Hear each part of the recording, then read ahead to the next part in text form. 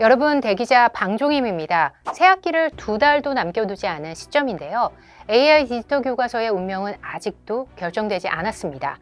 정부의 예고대로라면 AI 디지털 교과서가 오늘 1학기부터 초중등학교 일부 학년과 교과에 도입되는 것이었는데요. 그런데 이를 우려한 국회가 AI 디지털 교과서를 교과서가 아닌 교육 자료로 격화시키는 법안을 통과시켰죠. 그러자 교육부가 초중등교육법 개정안에 거부권까지 건의할 의지를 보이면서 공방을 이어나가는 중입니다. 며칠 전에는요, 청문회까지 열렸어요. 이를 지켜보는 각 시도교육청마다 입장도 첨예합니다. 대구교육청 등은 어떠한 결과가 나오더라도 AI 디지털 교과서를 올해 현장에 도입하겠다는 내용을 밝히면서 교육 현장이 그야말로 사분오열되는 상황이죠. 이 과정에서 우리가 놓쳐서는 안 될 중심이 혼란을 겪은 학교 현장의 선생님, 아이들의 목소리라는 점입니다. 그리고 우리 아이들에게 펼쳐질 앞으로의 교육을 잘 설계하고 대비하는 일이기에 오늘 놓치면 안 될 그런 부분에 대해서 자세히 다뤄보겠습니다. 대기자 TV. AI 디지털 교과서의 등장은 갑작스러웠습니다. AI 디지털 교과서는요, 교육 현장의 니즈가 아닌 정부 주도로 추진된 정책이었기 때문이에요. 교육부는 2023년 2월 디지털 기반 교육 혁신 방안을 발표했죠. 그리고 불과 4개월 후인 6월에는요, AI 디지털 교과서 추진 방안, 그리고 8월에는요, AI 디지털 교과서 개발 가이드라인을 발표하면서 AI 디지털 교과서를 적극적으로 추진했습니다. 이번 정부에서 가장 강하게 내세운 교육 정책이죠. 갑작스럽다고 표현한 이유는요, 앞서 실패한 전례가 있었기 때문인데요. 앞서 이명박 정부가 스마트 교육이라고 디지털 교과서를 추진했으나 결과는 좋지 않았습니다. 2013년 도입 예정으로 막대한 예산을 쏟아부었으나 결과는 이용자의 80%가 별 효과 없다는 설문조사 결과였습니다. 코로나 시기에 정작 원격 수업이 필요한 그때 그 순간에 제대로 쓸 수가 없었죠. 그런데 이번에는요, AI 디지털 교과서를 갑자기 들고 오니 반길 사람은 많지 않았습니다.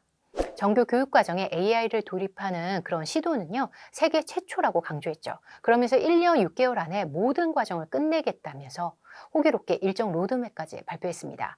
그에 맞춰서 각 시도교육청과 학교는요, 울며 겨자 먹기식으로 서둘러 움직였는데요. 학생 1인당 1디바이스를 보급하고 기존에 보급된 디바이스 관리 실태를 점검하기까지 했죠. 교사들은요, 교원 연수에 참여하기가 바빴습니다. 제가 안타까운 점은요, 바로 이 점인데요. 그동안의 시간에서 AI 디지털 교과서 정책에 대한 어떠한 사회적 수기 과정이 없었다는 점입니다. AI 디지털 교과서가 왜 필요한지, 기존 디지털 교과서와 어떤 점이 다른지, 그런 점 말이죠.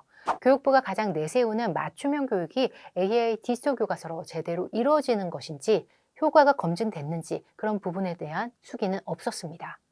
전 세계 어디에서도 시도조차 해본 적이 없는 낯선 에듀테크 기술을 전방위로 사용하겠다는 낯선 정책의 제안에서 시행까지 모든 과정이 2년 만에 압축적으로 진행돼 버렸는데요. 그 과정에서 선생님, 학부모, 교육부가 다 같이 참여한 수기하는 과정, 그 중요한 과정은 왜 빠졌는지 궁금합니다. 더욱이 AI 디지털 교과서 도입에 대해서 교사와 학부모 대다수가 반대 의견을 표명하는 것은 이미 알려진 상황이잖아요. 지난해 5월 국회 국민동의 청원에 교육부의 2025 AI 디지털 교과서 도입 유보에 관한 청원이 올라와서 많은 분들의 동의를 얻었는데요. 각종 설문조사에서도 반대와 우려의 목소리가 줄기차게 나왔죠. 그럴 때마다 정부는요, 현장에 공개되고 사용해보면 이런 우려가 줄어들 것이라거나 교원 연수로 우려를 씻을 것이란 말만 되풀이했습니다. 더 당황스러운 것은 검정을 통과한 AI 디지털 교과서 전시본이 예정된 일정보다 훨씬 늦게 1학기를 불과 3개월 앞두고 공개했다는 점입니다. 교사가 이것을 제대로 살필 시간이 충분하지 않았겠죠. 그런데 지금 교육부의 입장을 보면요, 교육부를 믿고 투자한 에듀테크 기업들과의 약속이라는 점을 되풀이하고 있는데요. AI 디지털 교과서 발행 예정사들의 그런 입장을 담은 내용만 회자되고 있죠. 우리에게 필요한 것은요, AI가 교육에 들어왔을 때, 교과서에 들어왔을 때 과연 무엇이 효과적이고 우려는 없는지 검증하고 논의하는 과정입니다. 저는 AI가 언젠가는 학교 현장에 그리고 교과서에 들어와야 한다고 생각하는 사람이에요. 그런데 그것이요, 이렇게 빠르게 목적이나 이유가 없이 이럴 때가 아니라 충분한 검증과 수기를 거쳐서 말이죠. 아이들의 디지털 과의존 우려도 함께 논의하면서 말입니다. 디지털 기술을 활용하는 에듀테크 기술에 대한 적극적인 관심이 필요한 것은요, 분명한 사실입니다. 인공지능을 이용하는 에듀테크 기술이 학생 개인의 능력과 수준을 정확하게 평가해서 맞춤형 학습 기회를 제공해주는 그런 교육이 되려면요, 정말 많은 수기 과정이 필요하다고 생각합니다. 요즘 모든 사업 트렌드의 핵심이 AI라는 점을 모르는 사람은 아마 없을 거예요. 교육계에도 예외가 아니죠. AI 지수 교과서가 미래 교육의 나침반이 되려면 기대와 우려 속에서 균형점을 찾아야 하는데요. 전문가들의 AI 디지털 교과서 효과성 검증과 부작용 방지를 위한 더 많은 연구와 준비 과정도 필요할 테고요. 부모 역시 AI 교육에 관심을 가져야 한다고 생각합니다. AI를 학습 도구로 활용하는 것은요, 일정 부분 필요하고 유익하지만요, 학생들이 지나치게 의존하면 스스로 사고하고 문제를 해결하는 능력이 약화될 수 있기 때문에 이 과정에 부모 역시 관심을 가져야 해요. AI는 답을 바로 제공하기보다는 학생이 과정을 이해하도록 돕는 과정이어야 할 테니까요. AI가 들어오면 교육은 앞으로 어떻게 바뀔까요? 우리는 어떤 부분을 또 생각해야 할까요? 이 점을 부모님들과 오늘 나누고 싶습니다. 그래서 소개하고 싶은 책과 인물이 있어서 오늘 함께 알려드리려고 하는데요. 혹시 칸 아카데미 들어보셨나요? 너무 유명한 교육 플랫폼이라서 아시는 분도 굉장히 많으실 텐데요. 인도계 미국인인 살만 칸이 조카에게 인터넷으로 수학을 가르쳐 주다가 다른 친척들과 함께 알려주기 위해서 만든 유튜브 수업 플랫폼입니다. 어디에서나 누구에게나 무료로 누구나 들을 수 있는 비영리 교육 서비스입니다. 초중고교 수준의 수학, 화학, 물리부터 컴퓨터 공학, 금융, 역사, 예술까지 4천여 개의 동영상 강의를 제공하고 있죠. 빌 게이츠가 자녀에게 스마트폰은 금지시켰지만 칸 아카데미는 허락했다고 알려지면서 굉장히 유명해졌어요. 그 이후로 빌 게이츠로부터 후원을 받아서 현재는 직원 수가 250여 명이 넘고요. 전 세계 40개 이상의 언어를 통해서 1억 5천 명이 넘는 학생들에게 도움을 주고 있는 명실상부한 최고의 교육 플랫폼입니다. 그런 살만 칸이요, 최근 칸 아카데미의 챗GPT의 기술을 반영해 칸미고라는 AI 기반 학습 도우미를 선보였습니다. 우여곡절을 담은 그 과정을 담은 책, 나는 AI와 공부한다를 펴내서 여러분들께 함께 소개해드리고자 이렇게 영상을 만들었습니다. 앞서 AI를 반영한 교육을 체감한 그의 메시지 한번 들어보시겠어요? 나는 AI와 공부한다는요, 칸 아카데미 설립 과정을 담은 전자, 나는 공짜로 공부한다 이후에 12년 만에 신간 출간인데요. 추천사 의뢰를 받아서 제가 책을 자세히 읽으면서 여러분들과 나누고 싶다는 생각이 들어서 이렇게 영상을 만들었습니다. AI를 활용한 교육 플랫폼이 실제로 어떻게 활용되는지, 많은 이가 걱정하는 점이 무엇인지, 그리고 우리는 이런 점을 어떻게 타산지석 삼고 현재 디지털 과몰입 현실에서 어떻게 적용해야 하는지 구체적인 안내로 제시합니다. 교육 혁신가에 앞서서 딸을 둔 아빠인 그 역시 AI가 들어온 교육에 대해서 많은 고민이 있다는 점을 이 책을 읽으면서 읽힐 수 있었는데요. 나는 AI와 공부한다 내용 중에 일부를 제가 좀 읽어드리도록 하겠습니다. AI는 많은 문제를 해결해 주지만 동시에 잠재적인 단점이 분명히 존재할 것이다. 만약 거대 언어 모델이 학생들의 개인 교습에 도움을 줄 수 있다면 학생들의 작문 숙제도 대신 해결해 줄 수 있을 것이다. 새로운 GPT 버전이 나와서 학생들의 개인 비서 역할을 해준다면 그들은 스스로 숙제를 하지 않을 것이며 그들은 작문 실력에 늘지 않을 것이다.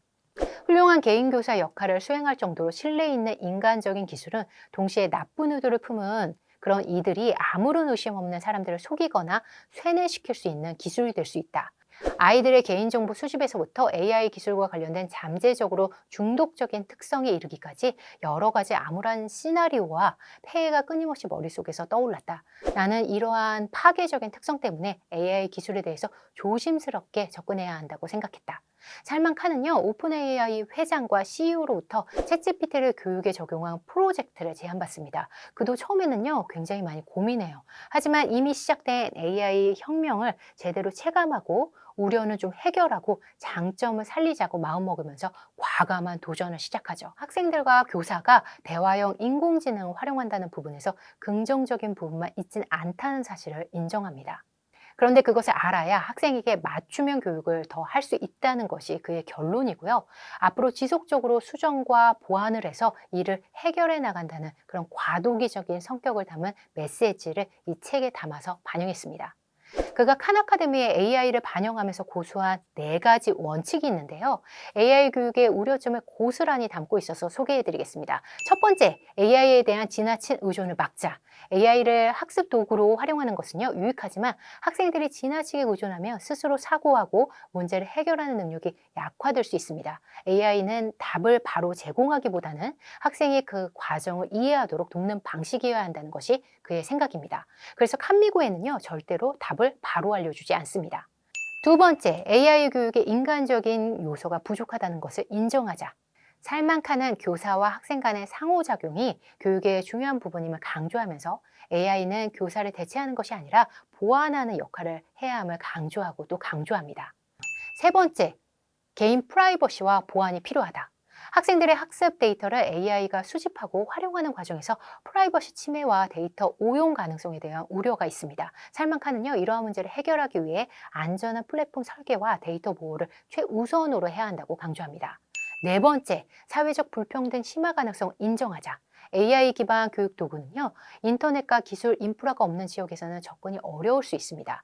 그는 AI가 교육 격차를 줄이는 데 기여해야 하지만 동시에 이러한 기술이 모든 사람에게 공평하게 제공되지 못한다면 오히려 불평등을 심화할 수 있다고 강조합니다.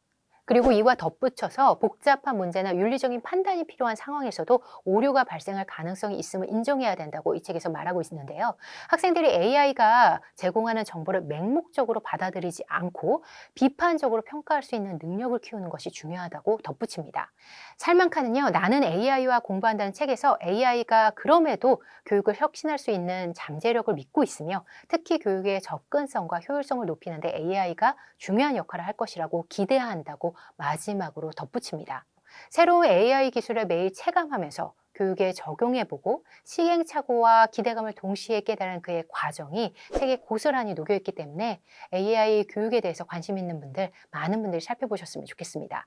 개인적으로 저는 책을 읽으면서 AI 교육에 대해 필요성에 대해서는 공감했지만 기대감에 대해서는 납득이 안 가는 그런 부분도 있었는데요. 그런 부분을 분별하면서 읽었습니다. 그러나 중요한 것은요, 우리 아이들의 미래가 이미 AI와 함께 시작됐다는 점일 겁니다. AI가 두려운 적대자가 아니라 AI를 잘 활용하는 사람이 되기 위해서는 교육 전문가들의 활발한 실험과 검증 과정, 그리고 학부모, 학생의 수비 과정이 필요하다고 생각합니다.